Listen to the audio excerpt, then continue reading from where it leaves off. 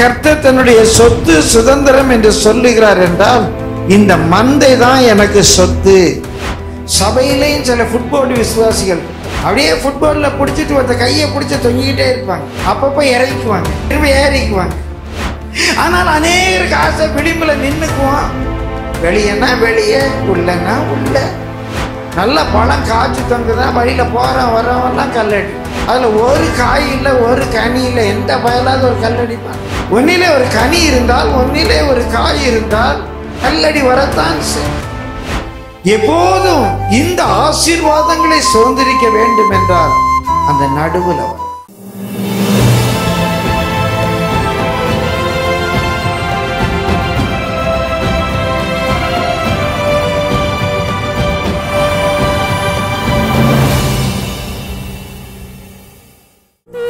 நடுவே தனித்துவான வாசமாயிருக்கிற உமது சுதந்திரமான மந்தையாகிய உம்முடைய ஜனத்தே உமது கோலினால் மே தொருளோம், உமது கோலினால் மே தொருளோம், உமது கோலினால் மே தருளோம், உமது கோலினால் மே தருளோம்.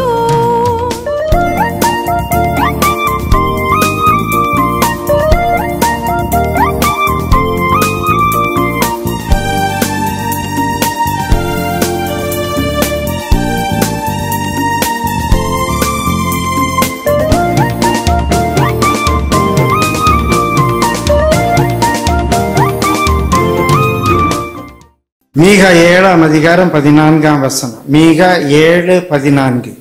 கர்மேலி நடுவிலே தனித்து வனவாசமாயிருக்கிற உமது சுதந்திரமான மந்தையாகிய உம்முடைய ஜனத்தை உமது கோலினால் மேய்த்தருளும். பூர்வ நாட்களில் மேய்ந்தது போலவே அவர்கள் பாசானிலும் கீலேயாத்திலும் மேய்வார்களாக. பிரியமானவர்களே, பாஸ்டர் சுந்தரம் ஐயா தன்னுடைய கடைசி நாட்களிலே மீகா 7:14 தேவனுடைய சபையின் ரகசியம் என்று மீண்டும் மீண்டுமாக சொல்ல ஆரம்பித்தார். ஒவ்வொரு ஆராதனையிலையும் 7 முறை சொல்லுங்கள் என்றெல்லாம் சபையாரை உற்சாகப்படுத்தினார். தன்னை பார்க்க வருகிற தேவ ஊழியர்களிடத்திலெல்லாம் மீகா 7:14 சபையின் ரகசியம், மீகா 7:14 சபையின் ரகசியம் என்று சொல்ல ஆரம்பித்தார். ஏறத்தாழ மீகா 7:14 என்று சுந்தரமையா சொன்னாலே சிலர் சிரிக்கிற அளவுக்கு அதை அவர்கள் திரும்ப திரும்ப சொல்லிக் கொண்டு வந்தார். ஒரு மாலையிலே அந்த வசனத்தின் மேல் கர்த்தர் ஒரு வெளிச்சம் தந்தார். மீகா 7:14 சபையிலே செய்தியாக பேசினேன். என்னுடைய வாழ்க்கையிலே மறக்க முடியாத ஒரு சம்பவம், ஒரு பொன்னான நேரம் உண்டு என்றார்.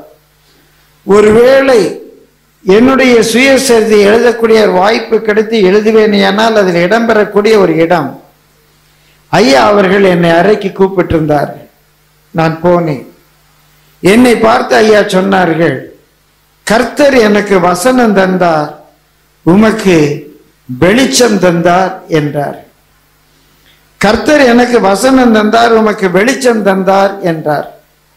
அன்று இரவு நான் மீகா 7:14 செய்தி கொடுத்த அன்று இரவு அருமையான சகோதரி அவர்கள் அந்த வசனத்துக்கு தேவன் தந்த ராகத்தை அமைத்தார்.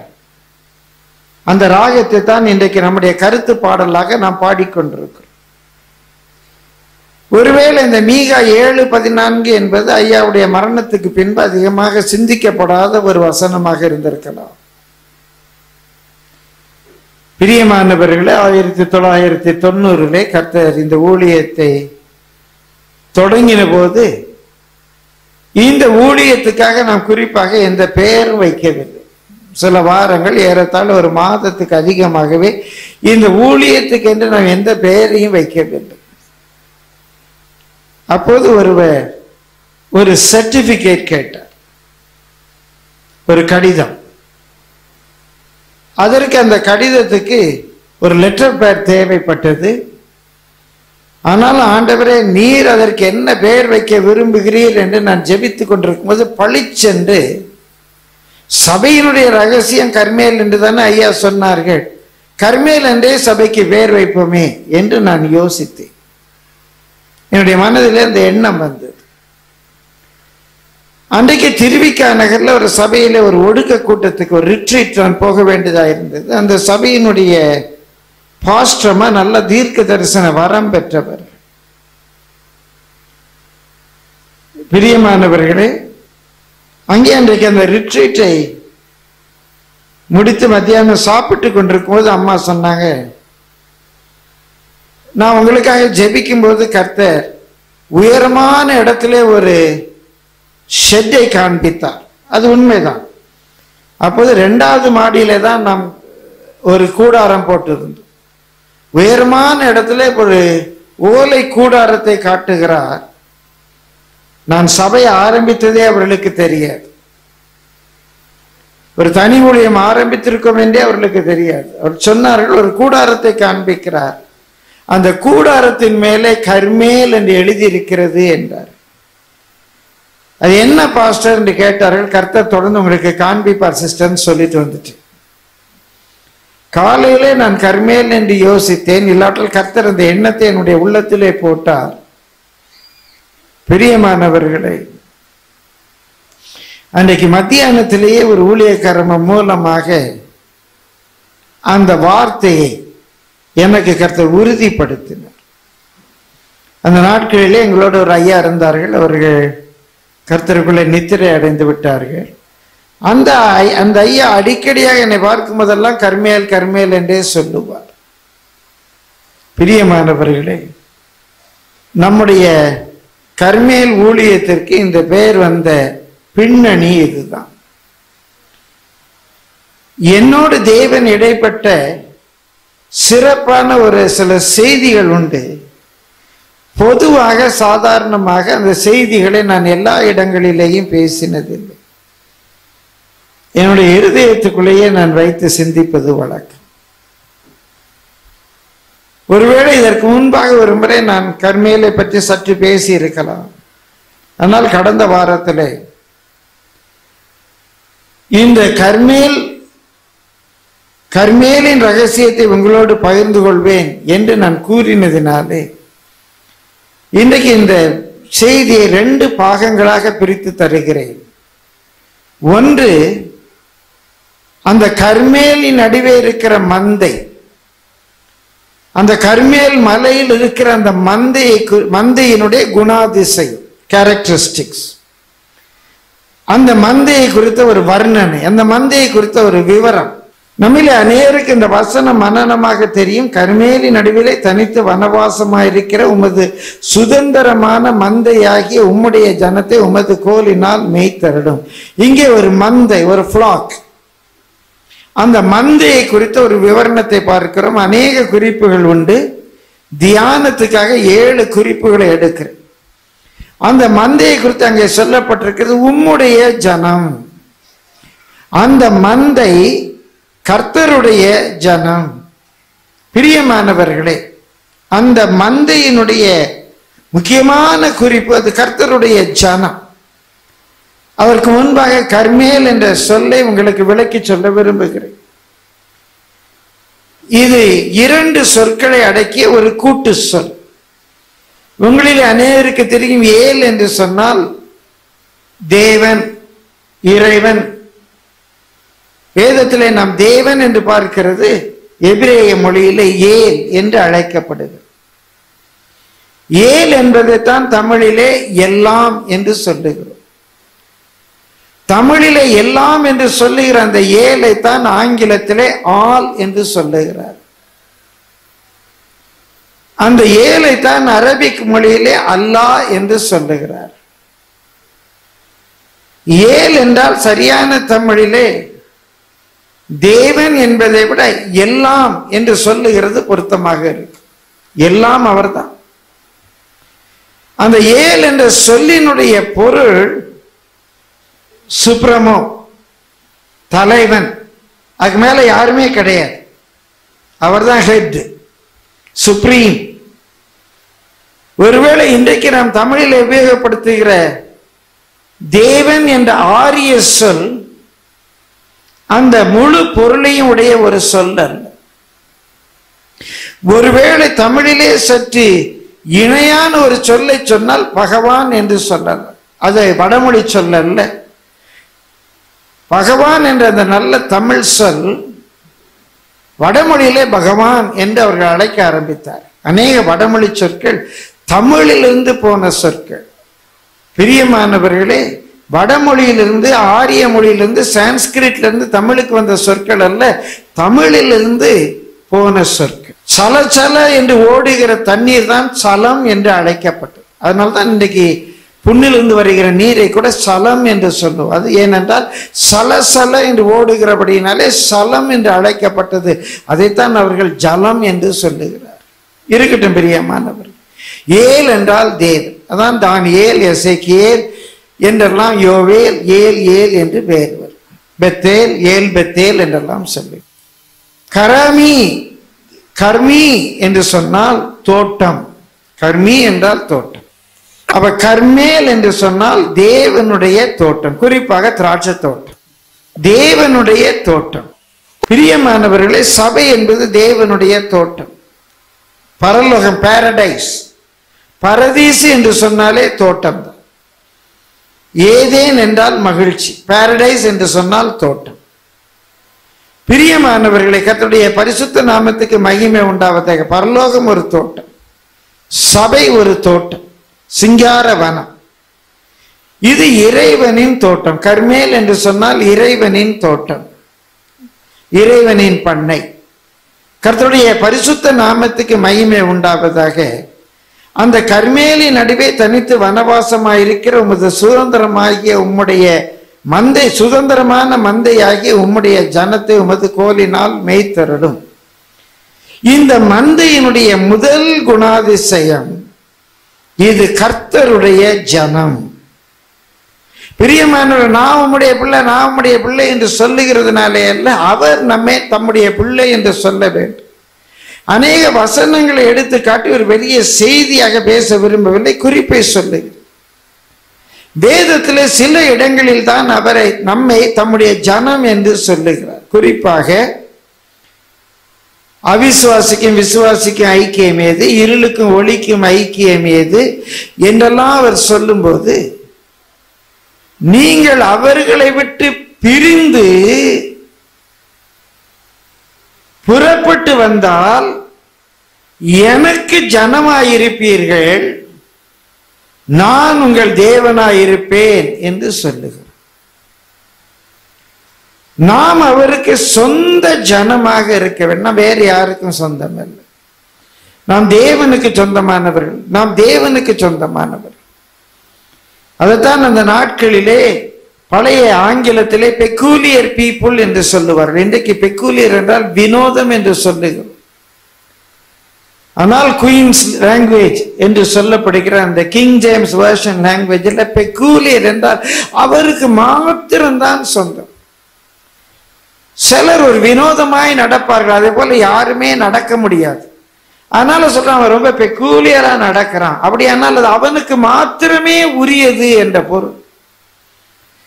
அதைத்தான் அவருக்கு சொந்தமானவர்கள், அவருடைய சொந்த ஜனம். அங்கே யாத்திராகமத்திலே சொல்லுவார், நீங்கள் எனக்கு சொந்த ஜனமாயிருக்கும்படிக்கு. பிரியமானவர்களே, இந்த கர்மேல் சபை, இந்த மந்தை என்ன ஒரு அடையாளத்தை உடையவர்களாக இருக்க வேண்டும்? நாங்கள் எங்களுடைய குடும்பத்துக்கு சொந்தமானவர்கள் என்றல்ல, நாங்கள் எங்களுடைய இனத்துக்கு சொந்தமானவர்கள் என்றல்ல, நாங்கள் ஏதோ ஒரு கூட்டத்துக்கு சொந்தமானவர்கள் என்றல்ல, நாங்கள் தேவனுக்கு சொந்தமான ஜனம், நாங்கள் அவருடைய ஜனம். அவருடைய நாமம் எங்கள் நெற்றியிலே எழுதப்பட்டிருக்கிறது. நீ உனக்கு சொந்தம் அல்லவே, மீட்கப்பட்ட பாவி நீ உனக்கு சொந்தம் அல்லவே என்று பக்தன் பாடுகிறார். நான் நமக்கும் சொந்தமானவர்கள் அல்ல, உலகத்துக்கும் பிசாசுக்கும் சொந்தமானவர்கள் அல்ல. அப்ப கர்மேலின் நடுவே இருக்கிற அந்த மந்தையினுடைய ஒரு குணாதிசயம், இந்த மந்தையினுடைய குணாதிசயம், இது தேவனுடைய ஜனம். இது தேவனுடைய ஜனம் மாத்திரமல்ல, அவருடைய சுதந்திரம். அதான் வாசிக்கிறோம், கர்மேலி நடுவே தனித்து வனவாசமாயிருக்கிற உமது சுதந்திரமான மந்தை. இந்த மந்தை கர்த்தருடைய சுதந்திரம், கர்த்தருடைய சொத்து. பிரியமானவர்களே, வானமும் பூமியும் கர்த்தருடைய, பூமியில் உள்ள பொன்னும் வெள்ளியும் கர்த்தருடைய. ஆயிரம் ஆயிரமான ஆடுகளும் மாடுகளும் மான்களும் மிருக ஜீவன்களும் கர்த்தருடையவை. மரங்களும் பூஞ்செடி கொடிகளும் கர்த்தருடையவை. ஆனாலும் எதை கர்த்தர் தன்னுடைய சொத்து சுதந்திரம் என்று சொல்லுகிறார் என்றால், இந்த மந்தை தான் எனக்கு சொத்து. காட்டில் இருக்கிற மிருகங்களினுடைய சுதந்திரம் என்று சொல்லவில்லை, இதெல்லாம் அவருக்குரியதுதான். பிரியமானவைகளை விலங்குகளினுடைய சுதந்திரம் என்று சொல்லவில்லை, வெள்ளியும் பொன்னும் என்னுடைய சுதந்திரம் என்று சொல்லவில்லை. எதை என்னுடைய சுதந்திரம் என்று சொல்லுகிறார்? இந்த மந்தை என்னுடைய சுதந்திரம், இந்த மந்தை தான் என்னுடைய சம்பத்து, என்னுடைய சொத்து என்று சொல்லுகிறார். பிரியமானவர்களே, எபேசியர் 1ஆம் அதிகாரம் 18ஆம் வசனத்திலிருந்து என்று நினைக்கிறேன், வாசியுங்கள். தாம் நம்மை அழைத்ததினாலே, தாம், நாம் அல்ல, தாம் நம்மை அழைத்ததினாலே, தேவன் நம்மை அழைத்ததினாலே நமக்கு உண்டாயிருக்கிற நம்பிக்கை இன்னதென்றும், தேவன் நம்மை அழைத்ததினாலே, தாம் நம்மை அழைத்ததினாலே, தேவன் நம்மை அழைத்ததினாலே நமக்கு உண்டாயிருக்கிற நம்பிக்கை இன்னதென்றும், பரிசுத்தவான்களிடத்தில் தமக்கு உண்டாயிருக்கிற சுதந்திரத்தினுடைய மகிமையின் ஐஸ்வர்யம் இன்னதென்றும், பரிசுத்தவான்களிடத்தில் தமக்கு உண்டாயிருக்கிற மகிமை, சுதந்திரத்தின் மகிமையின் ஐஸ்வர்யம் இன்னதென்றும், தாம் கிறிஸ்துவை மரித்தோரில் இருந்து எழுப்பி, தேவன் கிறிஸ்துவை மரித்தோரிலிருந்து எழுப்பி அவரிடத்தில் நடப்பித்த தமது சத்துவத்தின் வல்லமையின் மகிமையின்படியே விசுவாசிக்கிறவர்களாகிய நம்மிடத்திலே நடப்பிக்கும் தம்முடைய வல்லமையின் மகா மேன்மையான மகத்துவம் இன்னதென்றும், வல்லமையின் மகா மேன்மையான மகத்துவம் இன்ன. எப்படிதான் அவருக்கு இந்த சொற்கள் எல்லாம் கிடைத்தது ஐயா? தாம் நம்மை அழைத்ததினாலே நம்மிடத்திலே உண்டாயிருக்கிற அவருடைய வல்லமையின் மகா மேன்மையான மகத்துவம் இன்னதென்றும் நீங்கள் அறியும்படிக்கு தேவன் உங்களுக்கு பிரகாசமுள்ள மனக்கண்களை தந்தருளும்படி வேண்டிக் கொள்ளுகிறேன் அப்படிங்கிறார். இது ஒரு பெரிய ரகசியம். பிரியமானவர்கள், எல்லாவற்றையும் சொல்ல இன்றைக்கு நேரம் இல்லை. கர்த்தருக்கு சித்தமானால் ஒரு நாள் இந்த செய்தி எடுக்கிறேன். நம்ம கண் திறக்கப்பட்டவர்களா இருந்தால் போதாது. இன்றைக்கு அநேக தேவ பிள்ளைகள் கண் திறக்கப்பட்டவர்களாக இருக்கிறார். சிலர் கண் திறக்கப்பட்டு நடக்கிறவர்களை நிற்கிற மரங்களாக காண்கிறார்கள். ஆனால் ஒரு சிலருக்கு தான் பிரகாசமுள்ள மனக்கண்கள் இருக்கின்றன. வெறும் மனக்கண்கள் இருந்தால் போதாது, வெறும் மனக்கண்கள் திறக்கப்பட்டு இருந்தால் போதாது, அந்த மனக்கண்கள் பிரகாசமுள்ள மனக்கண்களாக இருக்க வேண்டும். எதற்காக? அவர் நம்மை அழைத்ததினாலே நமக்கு உண்டாயிருக்கிற நம்பிக்கை என்னதென்றும், பரிசுத்தவான்களிடத்தில் அவருக்கு உண்டாயிருக்கிற சுதந்திரத்தினுடைய மகிமையின் ஐஸ்வர்யம் இன்னதென்றும் அறியும்படிக்கு. ஐயா, தேவனுடைய சுதந்திரம் நீங்க தான் ஐயா. இந்த உலகத்தில் தேவனுக்கு ஒரு சொத்து உண்டு என்றால் அந்த சொத்து நீங்களும் நானும் தான் ஐயா. பொன்னும் வெள்ளியும் தேவனுடைய சுதந்திரம் கிடையாது. அவருடைய சம்பத்தை சேர்க்கும் நாளிலே நீங்க தான் அவருடைய ஜுவல்ஸ், நீங்க தான் அவருடைய சம்பத்து. நான் தேவனுடைய சம்பத்து என்று அறிகிறதற்கு எனக்கு பிரகாசமுள்ள மனக்கண்கள் வேண்டும். பிரியமானவர்களே, பரிசுத்தவான்களிடத்துல தான் அவருக்கு சுதந்திரம் உண்டாயிருக்கு. அந்த சுதந்திரத்தினுடைய மகிமையின் ஐஸ்வர்யம் இன்னதென்றுனா அவ்வளவு அவருக்கு வேண்டியது, அவ்வளவு மகிமை, அவ்வளவு பெரிய ஐஸ்வர்யம் அவருக்கு. ஏங்க, நம்மள கொஞ்சம் அறிவு உள்ளவங்க அங்க ஒரு டப்பா மொபைல் இருக்குன்னு வச்சுக்குவோம். டப்பா மொபைல் அவன் சொல்றான் 30,000 ரூபான்னு சொல்றான். அந்த டப்பா மொபைலுக்கு 30,000 கொடுத்து வாங்குவோமாங்க? அறிவு இருக்கவன் அது ஒண்ணுக்கு உதவாத மொபைலு, அந்த ஒண்ணுக்கு உதவாத மொபைலுக்கு 30,000 ரூபாய் கொடுப்பானா? ஏப்பா இது 1000 ரூபாய் பெறாதுப்பா, இதுக்கு போய் 30,000 ரூபாய் சொல்றீங்க, நானே பைத்தியமா? ஐயா, பயத்தோடு சொல்லுகிறேன், நாமே ஒரு டப்பா மொபைலுக்கு 30,000 ரூபாய் கொடுக்க மாட்டோம்னா எனக்காக சும்மாவா ஒரு ரத்தத்தை சிந்தினாரு? என் வேல்யூ அவருக்கு தெரியும். இந்த ராபர்ட் எவ்வளவு அவருக்கு வேண்டி, அவற்றை ராபர்ட் ஒண்ணுமே இல்லை, அவர் எதையோ ஒன்றை பார்க்கிறார், எனக்கு தெரியல. அதான் அவர் சொல்லுகிறார், பரிசுத்தவான்களிடத்தில் அவருக்கு உண்டாயிருக்கிற தமது சுதந்திரத்தின் மகிமையின் ஐஸ்வர்யம் இன்னதென்று அறிய வேண்டும் என்றால் எனக்கு பிரகாசம், எனக்கு எதற்காக எனக்காக அவர் ரத்தம் சிந்தினார், எதற்காக என்னை விலை கொடுத்து வாங்கினார்? கிருபைதான். ஏன் என்னிடத்தில் என்னத்தை கண்டார்? நான் எப்படி, எனக்குள்ள என்ன மகிமை இருக்கு தெரியலையே. அதற்கு தான் பிரகாசமுள்ள மன கண்கள் வேண்டும் என்று சொல்லுகிறார். எபேசியர் 1:21 வாசிங்க. எல்லா துரைத்தனத்துக்கும் அதிகாரத்துக்கும் வல்லமைக்கும் கர்த்தத்துவத்துக்கும் இம்மையில் மாத்திரமல்ல மறுமையிலும் பேர் பெற்றிருக்கும் எல்லா நாமத்துக்கும் மேலாய் அவர் உயர்ந்திருக்கத்தக்கதாக அவரை உன்னதங்களில் தம்முடைய வலது பாரிசத்தில் உட்காரும்படி செய்து எல்லாவற்றையும் நல்லா கவனிங்க. துரைத்தனங்களுக்கும் அதிகாரங்களுக்கும் மேலாக எல்லா நாமத்துக்கும் மேலான நாமமாக அவரை உயர்த்தி உன்னதங்களிலே தேவன் இயேசுவை தமது வலது பாரிசத்திலே உட்காரவும் வைத்து என்ன செய்கிறாராம்? எல்லாவற்றையும் அவருடைய பாதங்களுக்கு கீழ்ப்படுத்தி எல்லாவற்றாலும் நிரப்புகிறவருடைய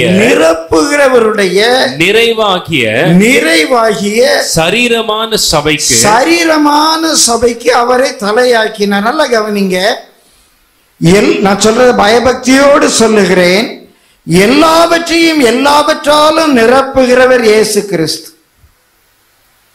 எல்லாவற்றாலும் நிரப்புகிறவர் இயேசு கிறிஸ்து. இன்னும் சொல்லுகிறேன், எல்லாவற்றாலும் நிரப்புகிறவர் இயேசு கிறிஸ்து. பிரியமானவர்களே, ஒரு ஆழத்தை அறியும்படியாக ஒரு கேள்வியை கேட்கிறேன். அவர் நிறைவுள்ளவரா குறைவுள்ளவரா? நல்லா சத்தமா சொல்லுங்க. நிறைவுள்ளவர். ஆனா அந்த வசனத்தின்படி எல்லாவற்றாலும் நிரப்புகிறவருடைய நிறைவே ஐயா நானும் நீங்களும் தான். கரங்களை தட்டி கர்த்தரை ஸ்தோத்திரிப்போமா? நானும் நீங்களும் இல்லைன்னா அவர் நிறைவுள்ளவர் கிடையாது. அந்த வசனத்தை திரும்ப வாசிங்க. எல்லாவற்றாலும் நிரப்புகிறவருடைய நிறைவாகிய தம்முடைய சரீரமான சபைக்கு. அப்படியானால் அவருடைய சரீரமான சபைதான் அவருக்கு நிறைவுங்க. நீங்களும் நானும் இல்லாம, அவருடைய சரீரமாகிய சபை இல்லாம அவர் குறைவுள்ளவருங்க. அந்த சபைக்கு அவ்வளவு மகிமை இருக்கு. எல்லாவற்றாலும் நிரப்புகிறவருடைய நிறைவாகிய சரீரமான சபைக்கு அவர் தலையான. அவர் இல்லாம நாம் வெறும் முண்டம், நாம் இல்லாம அவர் வெறும் தலை. அவர் இல்லாம நாம் வெறும் முண்டம், நாம் இல்லாம அவர் வெறும் தலை. இந்த சரீரம் அவரோடு இணையும் போதுதான் அவரே நிறைவு பெறுகிறார். பிரியமானவர்கள், சரீரம் இல்லாம தலை வாழ முடியாது, தலை இல்லாம சரீரம் வாழ முடியாது. அப்படியானால் இங்கே சொல்லப்பட்டிருக்கிற இந்த கர்மேலி நடுவே தனித்து வனவாசமாயிருக்கிற அந்த மந்தை அவருடைய சொத்து. இதுதான் அவருடைய ட்ரெஷர். அவருடைய சுதந்திரம். அந்த மகிமையின் ரகசியத்தை அறியும்படிதான் நமக்கு பிரகாசமான மனக்கண்கள் வேண்டும். அப்ப முதலாவது இந்த மந்தை அவருக்கு சொந்தமானது, இரண்டாவது இந்த மந்தை அவருடைய சொத்து, மூன்றாவது இந்த மந்தையினுடைய தன்மை இது கர்மேல் மலையில் உள்ள ஒரு மந்தை அல்ல. அங்கே அநேக வாக்கு தத்தங்கள் இந்த மந்தைக்கு கொடுக்கப்பட்டிருக்கிறது. இது கர்மேலில் உள்ள மந்தை அல்ல. இந்த மந்தையை குறித்த ஒரு குணாதிசயத்தை நமக்காக விளக்கி சொல்லுகிறார். கர்மேலின் நடுவிலே உள்ள மந்தை, கர்மேலின் நடுவிலே உள்ள மந்தை. பிரியமானவர்களே, ஒருவேளை சில மந்தை, சில ஆடுகள் இல்லாவிட்டால் சில ஆட்டு கூட்டங்கள் அந்த மலையினுடைய ஓரத்திலே மேய்ந்து கொண்டிருக்கலாம், மலையினுடைய சுற்றுப்புறத்திலே மேய்ந்து கொண்டிருக்கலாம். ஆனால் இங்கே சொல்லப்பட்டிருக்கிற இந்த மந்தை கர்மேலிலே மேய்ந்து கொண்டிருக்கிற மலை அல்ல, தேவனுடைய தோட்டத்திலே மேய்ந்து கொண்டிருக்கிற மலை அல்ல, தேவனுடைய தோட்டத்தினுடைய மையத்திலே இருக்கிற ஒரு மந்தை. பிரியமானவர்களே, என்னுடைய ஊழியத்தினுடைய அனுபவத்திலே பார்த்திருக்கிறேன். சிலர் ரட்சிக்கப்பட்டு சபைக்குள்ளே வந்த உடனேயே மிக எளிதாக அந்த நடுவை நோக்கி நகர்வார். அந்த சபையிலே அவர்கள் நடுவாக இருப்பார். அந்த சபையினுடைய மையத்துக்கு வந்து விடுவார். சிலர் மையத்தில் இருந்து கொஞ்சம் கொஞ்சமாக விளிம்புக்கு நகருவார். சிலர் உள்ளே வருவார்கள், சிலர் கொஞ்சம் வெளியே நகருவார்கள். இது இயற்கையாக எல்லா சபைகளிலேயும் நடக்கின்ற ஒரு சங்கதி. பிரியமானவர்களே, அந்த விளிம்பை நோக்கி நகரும் போது ஒரு ஆபத்து வருகிறது. ஒருவேளை நம்முடைய நகருதலை நாம் நிறுத்தாவிட்டால் ஒரு காலகட்டத்தில் இந்த மலையிலிருந்து வெளியே போய்விடுவோம். எப்போதும் இந்த ஆசீர்வாதங்களை சுதந்திரிக்க வேண்டும் என்றால் அந்த நடுவுல வரணும், அந்த கோர்ல வரணும். அந்த கோர்ல நம்மை வைத்துக் கொள்ள பார்க்க வேண்டும்.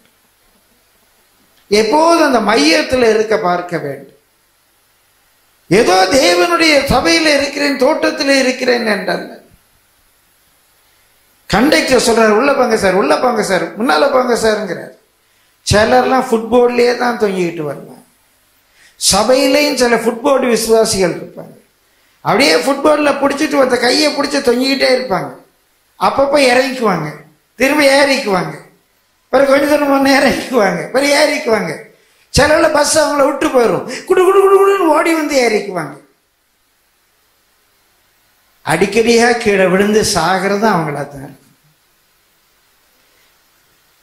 சிலர் உள்ள இருந்து அப்படியே ஃபுட்பால்ல வந்து நின்னுக்குவாங்க, அவசரத்துக்கு இறங்கிக்கலாம். பிரியமானவர்களே, கண்டக்டர் என்ன சொல்றாரு, உள்ள வாங்க, உள்ள வாங்கப்பா, வெளியே நிக்காதப்பா, தொங்காத, உள்ள வா அப்படிங்கிறார். நான் சில பையங்க கேட்கவே மாட்டேன், என்ன சொல்லுங்க, தொங்கிக்கிட்டே தான் வரும். இது அவங்க சுபாவம். இப்ப நீங்க யோசிங்க, கர்மேல் என்றால் கர்மேல் கிறிஸ்தவ சபையை சொல்லல, மீகா 7:14 சொல்லப்பட்ட தேவனுடைய தோட்டத்தில் உள்ள மந்தையை பற்றி பேசுகிறேன். அந்த தேவனுடைய தோட்டத்தின் மந்தையில் ஃபுட்பால் டிராவலரா இருக்கிறீங்களா? இன்னும் சிலர் இருக்கிறாங்க, மதில் மேல் உள்ள பூனை என்று சொல்லுவாங்க. மதில் மேல் உள்ள பூனைன்னா என்ன? உள்ள குதிச்சாலும் குதிக்கும், வெளியே குதிச்சாலும் குதிக்கும். சின்ன பிள்ளைங்க ஒரு விளையாட்டு விளையாடுவாங்க, இந்த pond outside the pond, உள்ளே வெளியேன்னு சொல்லிட்டு அந்த விளிம்பிலேயே நின்றுட்டு இருப்பாங்க, உள்ள வரமாட்டாங்க. உள்ளே அப்படின்னு நின்றுக்குவாங்க, வெளியே அப்படின்னு குதிச்சுக்குவாங்க, உள்ளேன்னு உள்ள வருவாங்க. ஆனா உள்ள வருவாங்களே ஒழிய அந்த கேம்ல ஜெயிக்கணும்னா நடுவுக்கு வரமாட்டாங்க. நடுவுக்கு வந்தா திடீர்னு வெளியே குதிக்க முடியாது. ஆனால் அநேகருக்கு ஆசை, விளிம்புல நின்னுக்குவோம், வெளியேன்னா வெளியே, உள்ளன்னா உள்ள. ஆனா இந்த மந்தை கர்மேலுடைய நடுவில் இருக்கிற மந்தை, அந்த கோர்ல இருக்கிற மந்தை. பிரியமானவர்களே, கர்த்தருடைய பரிசுத்த நாமத்துக்கு மகிமை உண்டாகும். அதை சுற்றிதான் மற்றவர்கள் இயங்குவார். பிரியமானவர்களே, ஆங்கிலத்தில் ஒரு பழமொழி உண்டு, if you don't want criticism, do nothing. if you don't want criticism, do nothing. உன்னை யாருமே குறை சொல்லக்கூடாது, உன்னை யாருமே கிரிட்டிசைஸ் பண்ணக்கூடாது என்று சொன்னா நீ ஒண்ணுமே செய்யாத. யாரும் உன்னை கிரிட்டிசைஸ் பண்ண மாட்டாங்க, யாரும் உன்னை திட்ட மாட்டாங்க, நீ வந்தா போதும்னு நினைப்பாங்க, நீ வந்தா போதும்னு நினைப்பாங்க. ஆனா நீ எதையாவது செய்ய ஆரம்பித்தால், பிரியமானவர்களை, காய்க்கிற மரத்துக்கு தான் கல்லடி உண்டு. நல்ல பழம் காய்ச்சி தொங்குதான் வழியில போறவன் வரவெல்லாம் கல்லடி. அதுல ஒரு காய் இல்லை, ஒரு கனி இல்லை, எந்த பயலாவது ஒரு கல்லடிப்பான்? ஒன்னிலே ஒரு கனி இருந்தால், ஒன்னிலே ஒரு காய் இருந்தால் கல்லடி வரத்தான் செய்யும். பச்சை மரத்துக்கே அந்த பாடு என்றால் பட்டை மரத்துக்கு எவ்வளவு பாடு? பிரியமானவர்களே, அந்த மந்தை, அவருடைய ஜனம், அவருடைய சுதந்திரம் அந்த மலையிலே நடுவிலே இருக்கிற மந்தை. எல்லா மந்தைக்கும் அந்த ஆசீர்வாதம், வாக்குத்தத்த ஆசீர்வாதம் கிடையாது, நடுவில் இருக்கிற மந்தை. குறிப்பை சொல்லி கடந்து போகிறேன். அந்த மந்தையை குறித்த இன்னொரு வர்ணனை, கர்மேலி நடுவிலே தனித்து வனவாசமாயிருக்கிறது. இது ரொம்ப முக்கியமானது. அந்த மந்தையினுடைய குணாதிசயத்திலே ஒன்று, தனித்து வாசம் பண்ணுகிற ஒரு அனுபவம். பீலையா மலை உச்சியில போய் பார்க்கிறான், யாக்கோபினுடைய கூடாரங்கள் எல்லாம் பார்க்கிறான். அப்ப அவனுக்கு ஒரு வெளிப்பாடு வருது, ஜாதிகளோடு கலவாமல் தனித்து வாசமாயிருக்கிற தேவனுடைய ஜனம். இந்த ஜனம் யார்? ஜாதிகளோடு கலவாமல் தனித்து வாசமாயிருக்கிற ஜனம். இவர்களை ஆசீர்வதிப்பதே தேவனுக்கு பிரியம். இப்ப பீலையாமுக்கு ஒரு ரகசியம் வந்தது, இவர்கள் மாத்திரம் மற்றவர்களோடு கூட கலப்பார்களே ஆனால் இந்த தேவ ஆசீர்வாதம் இவர்களை விட்டு கடந்து போய்விடும். ஒரு சூழ்ச்சி செய்கிறான், பிற ஜாதியாரோடு இஸ்ரவேலரை கலக்க வைக்கிறான். ஆசீர்வாதத்தை இஸ்ரவேலர் இழந்து போகிறார்கள். பீலையாமும் விருத்த சேதனம் இல்லாதவர்களோடு கூட மரிக்கிறான். நீதிமான் மரிப்பது போல நான் மரிப்பேனாக என்று சொன்ன பீலையாம், பிரியமானவர்களை, அவிசுவாசிகளோடு மீதியானோரோடு கூட மரிக்க. அப்ப அன்றைக்கு அவன் இஸ்ரவேலை தேவன் ஆசீர்வதிப்பதற்கு என்ன காரணம் என்று பார்த்தான், இவர்கள் பிற ஜாதியாரோடு கூட கலவாதவர். அதனால தான் யாத்திராகமம் 19ஆம் அதிகாரத்திலே தேவன் சொல்லுவார், எனக்கு சொந்த ஜனமாய் இருக்கும்படியாக உங்களை எனக்கென்று பிரித்தெடுத்து. இந்த ஒரு செப்பரேஷன் நம்முடைய ஊழியத்தினுடைய எல்லா பகுதியிலும், ஆவிக்குரிய வாழ்க்கையின் எல்லா பகுதிகளிலும் வந்து கொண்டே. பிரியமானவர்களே, பிற ஜாதியிலிருந்து இஸ்ரவேலை தமக்கென்று பிரித்தெடுத்தவர், இஸ்ரவேலிலே லேவி கோத்திரத்தை தமக்கென்று பிரித்தெடுத்தார். லேவி கோத்திரத்திலே ஆரோன் குடும்பத்தை தனக்கு ஆசாரிய ஊழியம் செய்யும்படியாக பிரித்தெடுத்தார். மோசே இடத்திலே சொல்லுவார், ஆரோனை இஸ்ரவேலின் ஜனத்திலிருந்து நீ பிரித்தெடுத்து. அப்ப ஆரோனுக்கு அவன் இஸ்ரவேலனாய் இருந்தாலும் இன்னொரு பிரிவு தேவைப்படுகிறது. அவன் மஸ்ட இஸ்ரவேலிலிருந்து பிரிந்து தேவனுக்கென்று வருகிறான். அவனோடு அவர் உடன்படிக்கை பண்ணுகிறார். யோசேப்பை பற்றி சொல்லப்பட்டிருக்கும், தன் சகோதரரின் நின்று பிரித்தெடுக்கப்பட்டவன், separated from among his brethren. ஒரு வீட்டிலே கனத்துக்குரிய பாத்திரங்களும் உண்டு, கனவீனத்துக்குரிய பாத்திரங்களும் உண்டு. நீ எஜமானுடைய நற்கிரியைக்கு ஏற்ற பாத்திரமாக இருக்க வேண்டும் என்றார். எந்த உபயோகத்துக்கும் ஏற்ற ஒரு பாத்திரமாக, கனத்துக்குரிய பாத்திரமாக இருக்க வேண்டும் என்றால் நீ கனவீனத்துக்குரிய பாத்திரங்களை விட்டு உன்னை பிரித்து கொள்ள வேண்டும். எல்லா வீடுகளிலும், அந்த வீடு என்று சொல்வது தேவனுடைய சபை. தேவனுடைய சபையில இந்த சபையும் சேர்த்து கனத்துக்குரிய பாத்திரம் உண்டு, கனவீனத்துக்குரிய பாத்திரமும் உண்டு.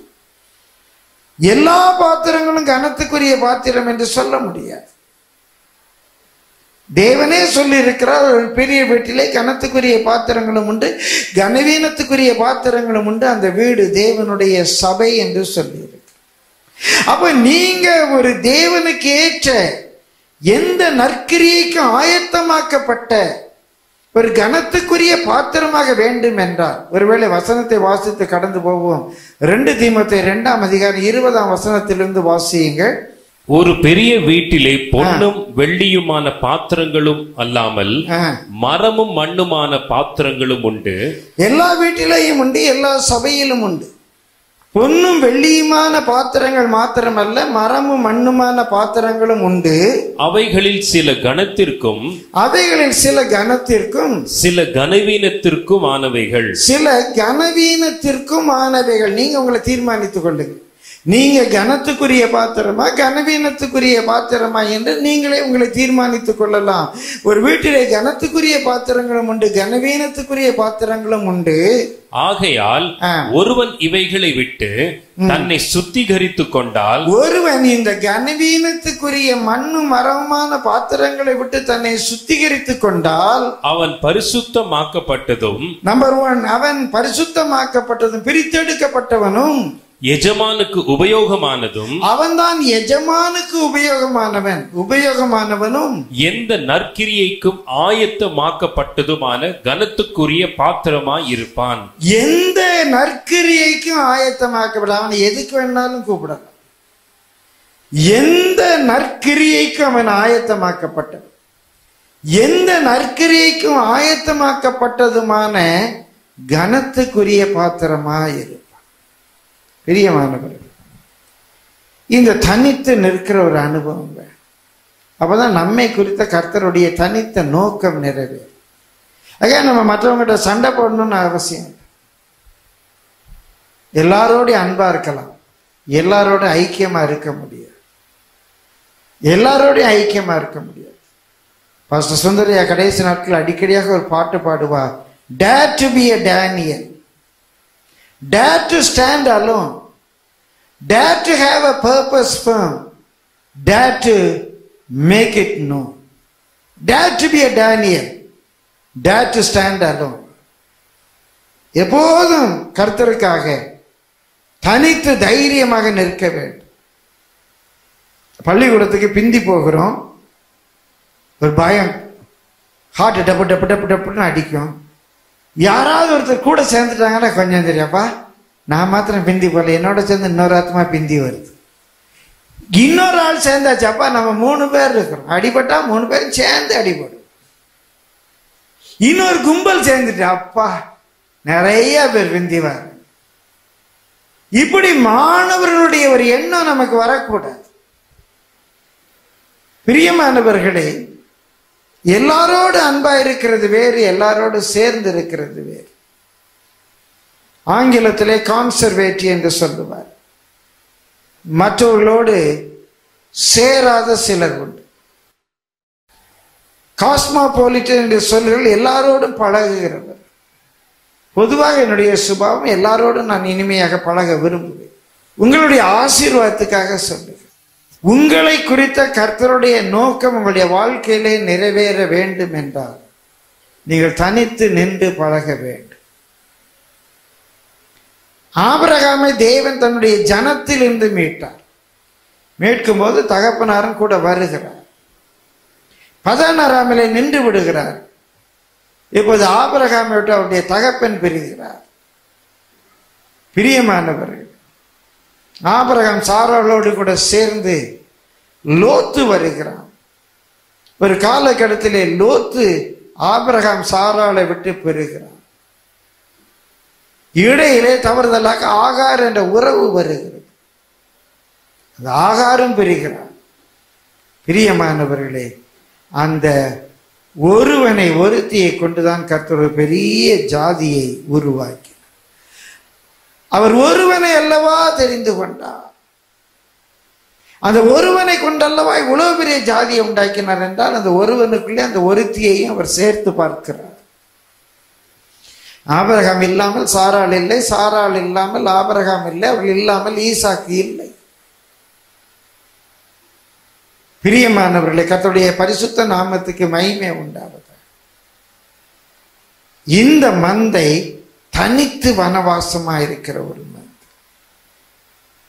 நம்ம சபை ஆரம்பித்த போல அநேகர் இது தனித்திருக்கிற மந்தை அப்படின்னு கேலி பண்ணுவாங்க. அது கேலியாக அவர்கள் சொன்னாலும் அதை நான் அனுபவமாக எடுக்க விரும்புகிறேன். எல்லாரோடும் ஐக்கியம் உண்டு, எல்லாரோடும் இணக்கம் உண்டு, பிற மதத்தினரை அதிகமாய் நேசிக்கிறேன். ஒருவேளை கிறிஸ்துவுக்குள்ளே வருவதற்கு முன்பாகவே இருந்த ஒரு தாக்கமோ என்னவோ, முழு மனதோடு மாற்றான் தோட்டத்து மல்லிகையின் மனத்தையும் நான் விரும்புகிறேன். மாற்றான் தோட்டத்து மல்லிகைக்கு மனம் உண்டு என்று நான் சொல்லுகிறேன். இந்து மதத்திலிருந்து எத்தனையோ கற்றிருக்கிறேன், இந்து மத தலைவர்களிடத்திலிருந்து கற்றிருக்கிறேன், முகமதிய மதத்திலிருந்து சில நல்ல பண்புகளை பெற்றிருக்கிறேன். பிரியமானவர்கள், அதே வேளையிலே தனித்து வாசமாயிருக்கிறது. எனக்கு கர்த்தர் கொடுத்த சத்தியம் இதுல நான் நிற்பேன். என் பக்கத்திலே 1000 பேர், என் வலதுபுறத்திலே 10,000 பேர் விழுந்தாலும் அது என்னை அணுகாது. அதான் தனித்து நிற்கிறது. என் பக்கத்திலே 1000 பேர் விழுந்தாலும், என் வலதுபுறத்திலே 10,000 பேர் விழுந்தாலும் அது என்னை அணுகாது. அதான் தனித்து நிற்கிறது. கர்த்தருடைய பரிசுத்த நாமத்துக்கு மகிமை உண்டாகுது. பிரியமானவர்களே, நான் 20வது வசனம் மட்டும் போகணும்னு ஆயத்தப்படுறேன், முடியலை 14 தாண்டதுக்கு. அப்ப கர்மேலின் நடுவே தனித்து 5வது சுபாவம் என்று நினைக்கிறேன், வனவாசமாக இருக்க வேண்டும். வனவாசம் என்பது வனாந்திர வாசம் அல்ல. சிலர் தவறுதலாக வனாந்திர வாசம் என்று நினைத்து விடுவார்கள். வனாந்திர வாசம் அல்ல. வனம் என்றால் தோட்டம், சிங்கார வனம், செழிப்பான காடு, நல்ல இயற்கை எழில் நிறைந்த ஒரு இடம். மணவாட்டிய சொல்லுகிறார், என்னுடைய தோட்டம் சிங்கார வனம் அப்படிங்கிற. பிரியமானவர்களே, நம்ம வனத்துல வாசம் பண்ண. வனத்துல என்ன சொன்னால், அது தேவனுடைய தோட்டங்குள்ள மரங்கள் எல்லாம் தேவனே நட்டிருக்கிறார். அங்க மனிதனுடைய கைவேலை பாடுகள் எதுவும் கிடையாது. ஆழமான ரகசியம். சபையின் ரகசியம் என்றால் ரொம்ப ஆழமானது. அங்க மனித கைவேலை பாடுகள் எல்லாம் ஒன்றும் கிடையாது. தேவனே அதை நட்டிருக்கிறார். அது வனம். பிரியமான ஆபிரகாம் கூடாரத்திலே குடியிருந்தான். அவன் பரதேசி என்று அறிக்கை பண்ணினான். லோத்து சோதோமிலே போய் வீடு கட்டி குடியிருந்தான். யாக்கோபு திரும்பி வரும்போது தன்னுடைய கூடார அழைப்பை விட்டுவிட்டு சீகேமிலே வீடு போட்டான். ஆண்டவர் அங்க அவனை இருக்க விடல, அழிவு வந்தது. சீகேமில் இருந்து அவன் புறப்பட வேண்டியதா இருந்தது. நம்ம எல்லாம் வனவாசி. வனவாசம் என்றால் வனாந்தர வாசம் அல்ல. இயற்கை, தேவனுடைய செயல்பாடு. தேவனுடைய செயல்பாட்டிலே வாழ்கிறோம், ஹியூமன் ஸ்ட்ரக்சர்ல வாழ்றது. இதெல்லாம் விளக்கி சொல்ல எனக்கு நேரம் இல்லை. பவுல் சொல்வார், மனுஷனாலும் அல்ல, மனுஷன் மூலமாயும் அல்ல, தேவனாலே. நம்ம எந்த ஒரு ஹியூமன் ஸ்ட்ரக்சருக்குள்ளயும் இல்லை, காட்ஸ் நேச்சருக்குள்ள இருக்கும். ஆண்டவருடைய ஒரு அட்மாஸ்பியருக்குள்ள நம்ம வைக்கிறோம். அவர்கள் வனவாசமாய் இருக்கிறவர்கள். அப்ப கர்மேலி நடுவே தனித்து வனவாசமாயிருக்கிற உமது சுதந்திரம், உமது மந்தையாகிய உமது சுதந்திரமான உம்முடைய ஜனத்தை 6வது உமது கோலினால் மேய்த்தருளும். உமது கோலை வச்சு மேய்த்தருளும் என்றால் உம்முடைய வசனத்தின் டிசிப்ளின்ல அவர்களை நடத்தி அருளும். ஆங்கிலத்தில் ராட் என்று இருக்கும். ராட் அல்ல ஸ்டாஃப், தடி அல்ல கோல். அந்த கோல் என்பது இன்றைக்கு சில படங்கள்ல பார்க்குற மாதிரி இந்த பிஷப்மார் வச்சிருக்கிற மாதிரி அது ஹூக்கெல்லாம் இருக்க. நீங்க 10 கமாண்ட்மெண்ட்ஸ்ல ஒரு வேளை பார்த்துருப்பீங்க, மோசே ஒரு பெரிய கோல் வைத்திருப்பான். அந்த கோல் அன்றைக்கு மேய்ப்பர்கள் எல்லாம் இலைய பிச்செல்லாம் போட மாட்டாங்க. பாலஸ்தீனத்தில் உள்ள ஆடுகள் எல்லாம் இலை சாப்பிடாது. பாலஸ்தீனத்தில் உள்ள ஆடுகள்லாம் புல்லு தான் சாப்பிடும். எந்த வேதத்தில் உள்ள எந்த மேய்ப்பனும் போய் இலையை பிச்சு போட்டுக்கிட்டு இருக்க மாட்டான். புல்லுள்ள இடங்களை காட்டுவான், அந்த ஆடுகள் அந்த புல்லை மேய்ஞ்சிக்கும். பிரியமானவர்களை, இலையை பிச்சு போடுறதுக்கு அவன் ஒரு கொக்கி வச்சிருக்க மாட்டான். நம்ம ஒரு ஆடு புல் என்ன இலை என்ன பேப்பரே சாப்பிடும். அப்படி ஒரு ஆடு நம்ம ஊர். அங்க அந்த ஆடு புல்லு தான் சாப்பிடும். இப்ப எதுக்கு இந்த நீள கோல் வைத்திருக்கான் என்று சொன்னா அந்த ஆடுகளை ஒழுங்குபடுத்துறதுக்கு. முன்னால போயிட்டே இருக்கும், ஏதாவது ஒன்று அங்கே இப்படி விலைக்கு ஓடுனா வேக்குன்னு ஒரு தட்டு தட்டும், அது உள்ள அந்த மந்தைக்குள்ள வந்துடும். அந்த கோலை வச்சு அப்படி அதை ஒழுங்குபடுத்துவான், டிசிப்ளின் பண்ணுவான். சில வேளை கொஞ்சம் ஓங்கி ஒரு அடி அடிப்பான். பாலஸ்தீனத்தில் உள்ள மேய்ப்பர்களை பற்றி ஒரு புத்தகம் படித்தேன். ஒரு பக்கம் பயம், ஒரு பக்கம் மகிழ்ச்சி. ஒருவேளை அந்த ஆடு அடிக்கடியாய் மந்தையில் இல்லாமல் விலகி விலகி ஓடுமானால் அந்த அன்புள்ள மேய்ப்பன் என்ன செய்வானா, அந்த கோலை வைத்து காலில் ஓங்கி அடிச்சு அந்த காலை உடைச்சிருவான், முறிப்பார். அடிக்கிற அடியில காலை உடைச்சி முறித்தவர் என்ன செய்வானா, காயத்தை கட்டுவான். இப்ப அந்த நொண்டி ஆடுக்கு பேண்டேஜ் போட்டுருவாங்க. இப்ப அந்த ஆடால நடக்க முடியாது. இப்ப அடிச்ச மேய்ப்பன் என்ன செய்வான், அந்த ஆட்டை தோல்ல தூக்கி சுமப்பான். அந்த ஆடு இப்ப மேய்ப்பனுடைய தோலை விட்டே போகாது. அந்த ஆடு போய் புல்லு மேய முடியாது. அந்த மேய்ப்பன் தான் பக்கத்துல வச்சு அந்த ஆட்டுக்கு புல்ல பறிச்சு கொடுப்பான். அந்த ஆடு இப்ப லேசா நடக்க ஆரம்பிச்சிச்சு. அந்த மேய்ப்பனையே சுத்தி சுத்தி வரும். அந்த ஆடு இனி அந்த மேய்ப்பனை விட்டு போகவே போகாது. சில வேளைகள்ல அவர் நம்மை அடிச்சாலும் சரி, நம்ம காலை உடைச்சாலும் சரி, அவர் நம்மை தூக்கி சுமப்பாரே ஒழிய அவர் நம்மை கொண்டு போட மாட்டார். நம்மிலே தம்முடைய அன்பை வெளிப்படுத்துவார். பிரியமானவர்களே, அவர் நல்ல மேய்ப்பன் ஐயா.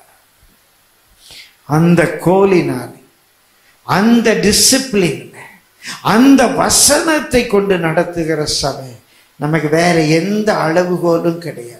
அந்த கோலுடைய இன்னொரு ஃபங்க்ஷன் உண்டு. என்ன ஃபங்க்ஷன் என்று சொன்னால், பிரியமானவர்களே, அந்த கோல்ல அளவை குறிச்சிருப்பாங்க.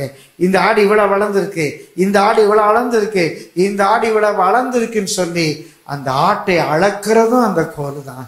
நம்மை அளக்கிறதும் கர்த்தருடைய வசனம் தான்.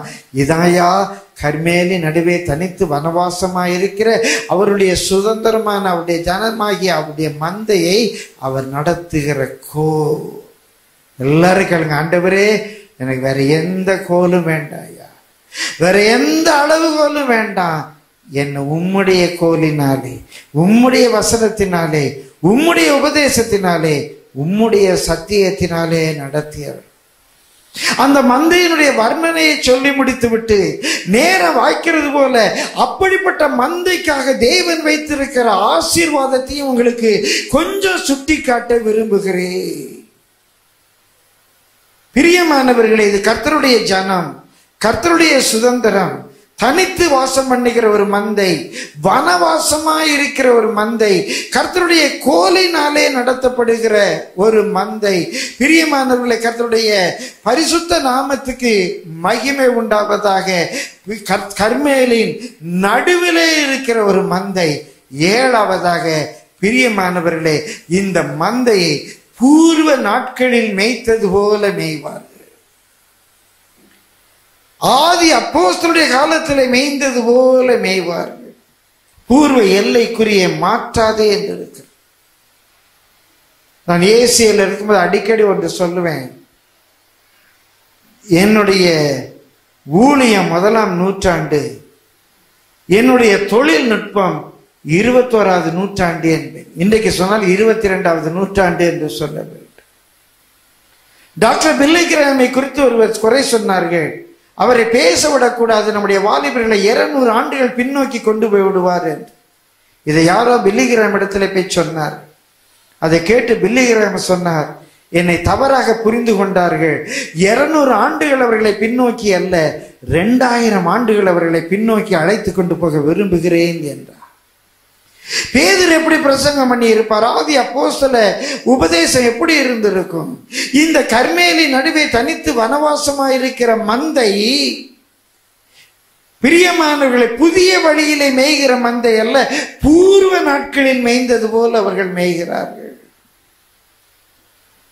வழிகளிலே நின்று பூர்வ பாதைகள் எவை என்று கேட்டு விசாரித்து நல்ல வழி எங்கே என்று பார்த்து அதிலே நடவுங்கள் என்று எரேமியாவில் எழுதப்பட்டிருக்கிறது.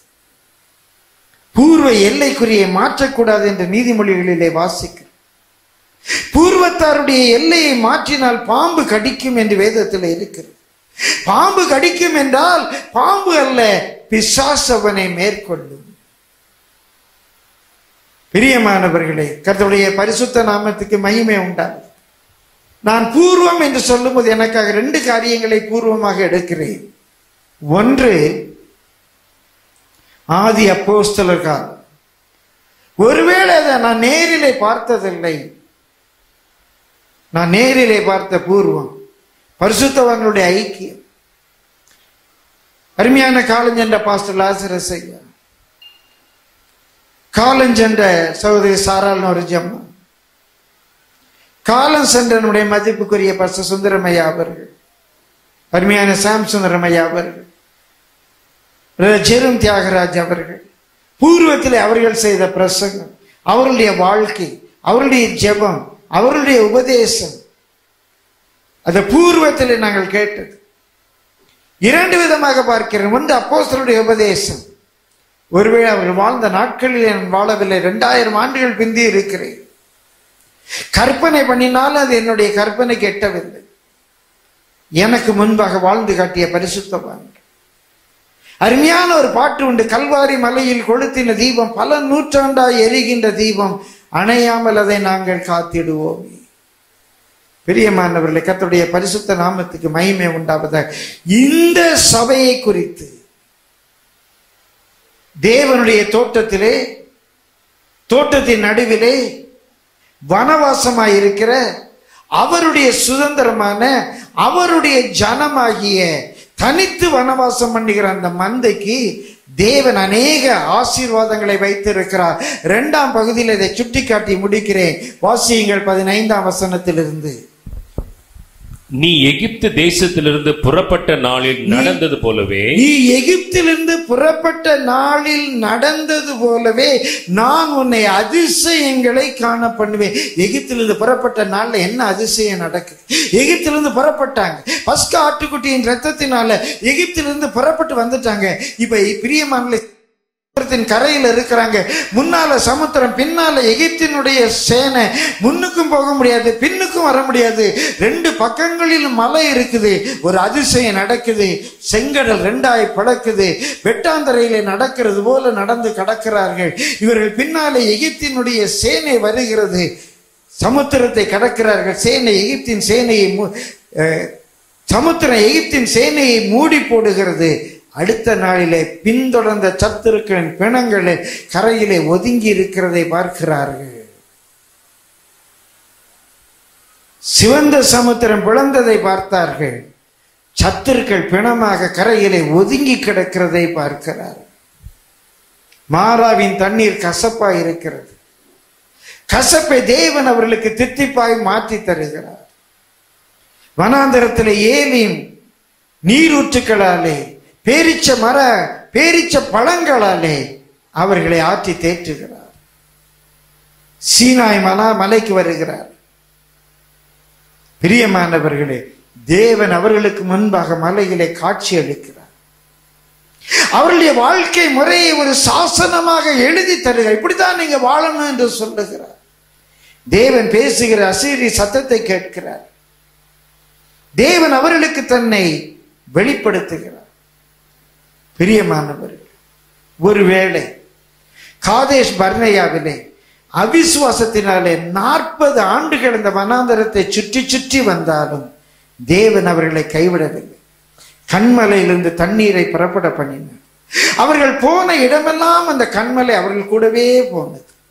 வனாந்தரத்தில் அவர்களுக்கு குளிர்சாதன வசதியை ஏற்படுத்தி தந்தார்.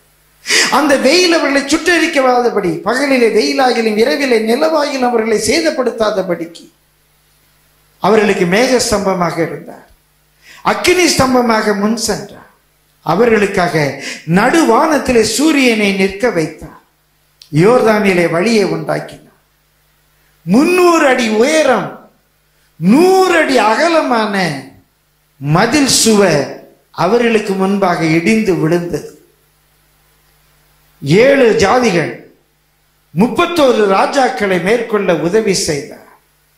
இன்றைக்கு கர்மேலி நடுவே தனித்து வனவாசமாயிருக்கிற மந்தையை பார்த்து சொல்லுறார், என் பிள்ளைகளே, என் ஜனமே, என் சுதந்திரமே, எகிப்திலிருந்து புறப்பட்ட நாளிலே அவர்கள் அதிசயத்தை கண்டது போல நான் உங்களை அதிசயங்களை காண பண்ணுவேன் என்று சொல்லுகிறார்.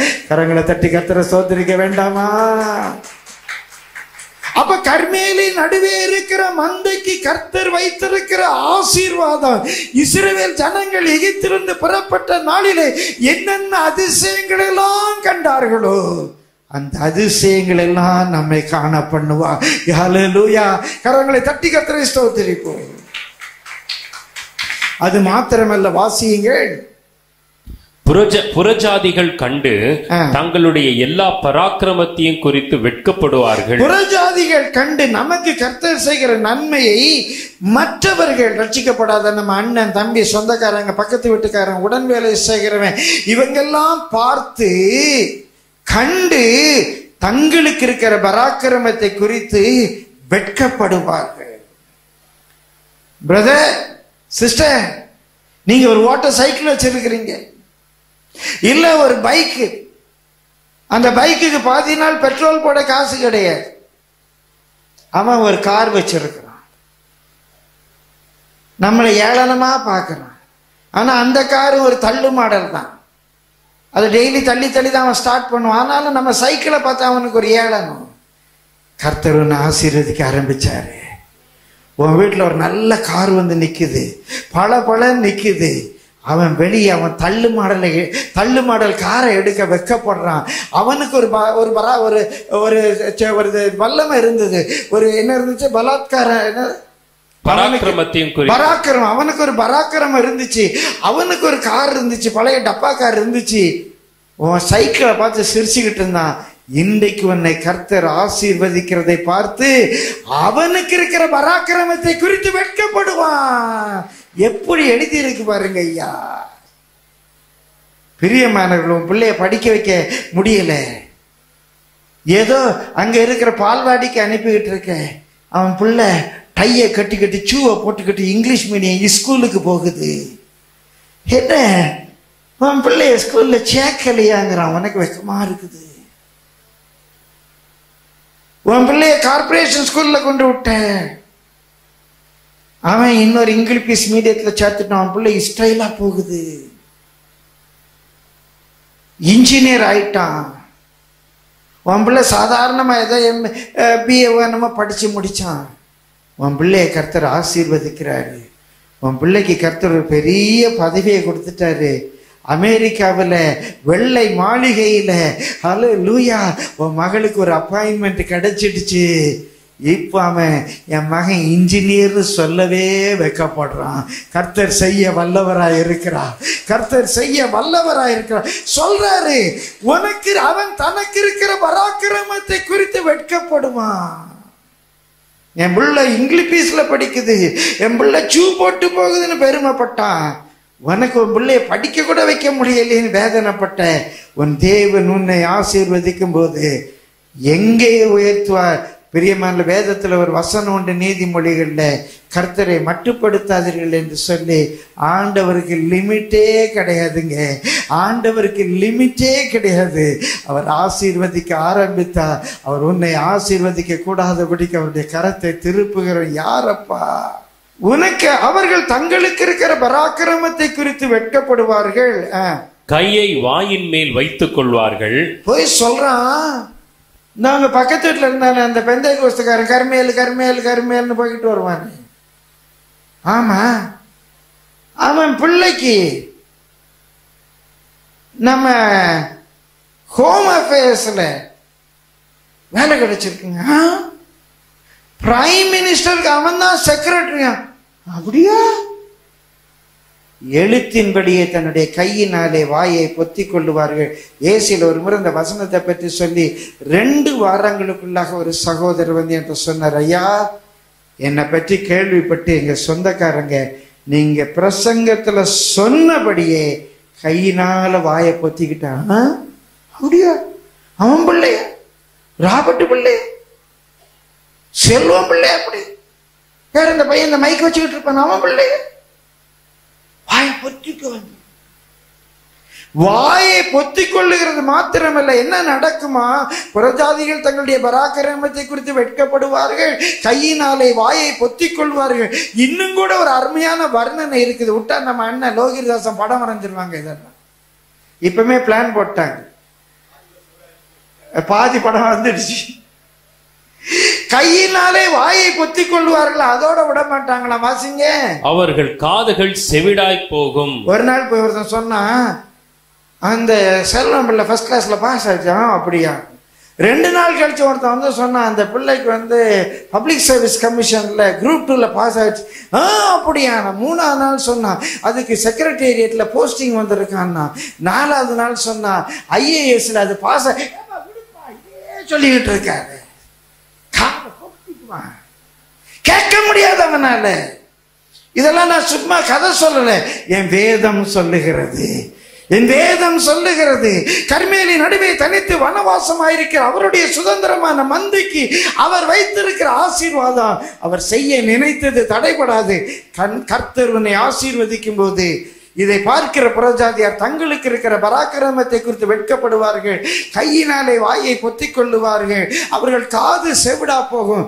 இதோடைய விட்டாரு. அடா பாவமே. 4ஆவது என்ன சொல்றாரு பாங்க? பாம்பை போல மண்ணை நக்குவார்கள். யாரு? புறஜாதியார்னா இதுவரைக்கும் உங்களை கேலி பண்ண, உங்களை பார்த்து தலையை துளுக்கினவன், கீழே விழுந்து நாக்குல மண்ணை இப்படியெல்லாம் பைபிள்ல சொல்லியிருக்கீங்க. நம்ம சொன்ன நல்ல மண்ணை நக்குவார்கள். பூமியின் ஊர்வனவற்றை போல தங்கள் மறைவிடங்களிலிருந்து நடுநடுங்கி புறப்படுவார்கள். டெய்லி காலையில காரை அப்படியே தள்ளி ஸ்டார்ட் பண்ணுவவங்களை பார்த்து, என்ன சைக்கிள்ல காத்து இல்லையா அப்படின்னு போனவன், உங்க வீட்டுக்கு முன்னால BMW நிக்குது, அவன் காரை வெளியே எடுக்கவே வைக்கப்படுறான். இப்போ எப்படி வர்றான்னா, வீட்டுக்குள்ள இருந்து இந்த புழு நெளிஞ்சு எங்க நீங்க பார்த்துருவீங்களோ, எங்க நீங்க பார்த்துருவீங்களோ, எங்க பார்த்து என்ன அவன் பையன் என்ன செய்யறான்னு கேட்டா, அவன் என்னத்த சொல்ல? என் பையனை இன்ஜினியர்னு சொல்லவா, சுக்கு நீர்னு சொல்லவா, என்னத்த சொல்ல? அப்படியே புழுவை போல நெளிஞ்சுக்கிட்டே போயிடுவான். கேட்டான் நெளிவானா. அப்படி கர்த்தர் உன்னை ஆசீர்வதிக்க, அவனுக்கு மேலாக அவனை தலையாக்க கர்த்தர் வல்லவராயிருக்கிறார். அதனால தான் அவர் எழுதுறார், அவன் மறைவிடத்திலிருந்து புழுவை போல புறப்படுவான். நமது தேவனாகிய கர்த்தரிடத்திற்கு திகிலோடே சேர்ந்து உனக்கு பயப்படுவார்கள். அவங்க உனக்கு பயப்படுவார்கள் என்றல்ல, கர்த்தரிடத்துல திகிலோடு சேர்ந்து கர்த்தருக்கு பயப்படுவார்கள். கர்த்தர் நிமித்தமா உங்களுக்கு பயப்படுவாங்க. இப்ப என்ன சொன்னாங்க? ஆமா, நீ கோயிலுக்கு போய் என்னத்தை கண்டு சாமி கும்பிட்டு உனக்கு என்ன கிடைச்சது? நீ இந்த பெந்தைகோஸ்துல போய் தாலி எடுத்த கூடத்துல போய் உனக்கு என்ன ஆச்சு? கேலி பண்ணாங்க, பரியாசம் பண்ணாங்க, நிந்திச்சாங்க. பிரியமானவர்களே, இன்றைக்கு கர்த்தர் உங்களை ஆசீர்வதிக்கிறதை பார்த்து, கர்த்தர் குப்பையிலிருந்து உங்களை தூக்கி எடுத்து கோபுரத்தில் உட்கார வைக்கிறதை பார்த்து, தூசியிலிருந்து கர்த்தர் உங்களை எடுத்து சிம்மாசனத்தில் வைப்பதை பார்த்து, அவர்கள் கர்த்தர் ஐயா வணங்குற தெய்வம் பெரிய தெய்வம் ஐயா பயப்படுவார். தீலோடு கூட கர்த்தரை சேவிப்பார். இன்னும் என்னவா வாசிங்க? தமது சுதந்திரத்தில் மீதியானவர்களுடைய அக்கிரமத்தை பொறுத்து, உங்களுடைய அக்கிரமத்தை எல்லாம் பொறுத்து மீறுதலை மன்னிக்கிற தேவரீருக்கு ஒப்பான தேவன் யார்? மீறுதல் எல்லாவற்றையும் இயேசு நாமத்துல சொல்றேன், இன்றைக்கு மன்னிச்சிட்டார். எத்தனை பேர் நம்புறீங்க? உங்க அக்கிரமம், மீறுதல், என்னென்ன மிஸ்டேக், ஸ்லிப் ஷாட் எல்லாத்தையும் இன்னைக்கு மன்னிச்சிட்டார். புதிய ஆண்டுக்குள்ள சபையா பிரவேசிக்க போகும். நம்முடைய அக்கிரமம், நம்முடைய மீறுதல் எல்லாவற்றையும் அவர் மன்னித்து, அவர் கிருபை செய்ய விரும்புகிறபடியால், அவர் என்றென்றைக்கும் கோபம் வையார். அது பைபிள்ல கோபம் வையார், தமிழ்ல வாஸ்தா அவ்வளவு இதா தெரியல. அவர் அதை என்னன்னைக்கு நமக்கு விரோதமா வித்ஹோல்டு பண்ண மாட்டார். என்னன்னைக்கு அப்படியே ஒரு கரம் வச்சுக்கிட்டு இருக்க மாட்டார். ஐயா, அம்மா, தம்பி, தங்கச்சி, இயேசு நாமத்துல சொல்றேன், கடந்த நாட்களில் நீ என்ன பாவம் பண்ணியிருந்தாலும் சரி, என்ன தப்பு பண்ணாலும் சரி, உன் மேல ஆண்டவர் கரம் வைக்க மாட்டார். ஆண்டவர் அப்படி ஒரு வைராக்கியமா இருக்க மாட்டார். உன்னை ஆசீர்வதிக்கிறதுக்காக தன் கரத்தை தான் உன் மேலே வைப்பார். வழியே உன் மேலே கரம் வச்சுக்கிட்டு நான் அவனை விட மாட்டேன், இப்படியெல்லாம் அவன் பண்ணிட்டான்ல. இன்றைக்கு கர்த்தர் சொல்ற, கர்மேலி நடுவிலே வாசமா இருக்கிறோடைய பாவத்தை எல்லாம் அவர் மன்னித்து, அக்கிரமத்தை எல்லாம் மன்னித்து, ஒன்றை கூட உங்களுக்கு விரோதமாக வைக்க மாட்டார். நம்ம விளங்குற தமிழ்ல கனம் வைக்க மாட்டார்னு சொன்ன, ஒன்றை கூட உங்களுக்கு விரோதமா அவர் ஹோல்டு பண்ண மாட்டார். வாசிங்க. அவர் திரும்ப நம்மேல் இறங்குவார், திரும்ப நம்மேல் இறங்குவார், நம்முடைய அக்கிரமங்களை அடக்கி. நம்முடைய அக்கிரமங்களை அடக்கிங்கிறது இன்னும் அழகா இருக்கு. இனி நீங்க அக்கிரமம் செய்யவே முடியாது, அப்படி ஒரு கிருபை உங்கள் மேல் வந்து இறங்குகிறது. ஹல்லேலூயா, ஹல்லேலூயா.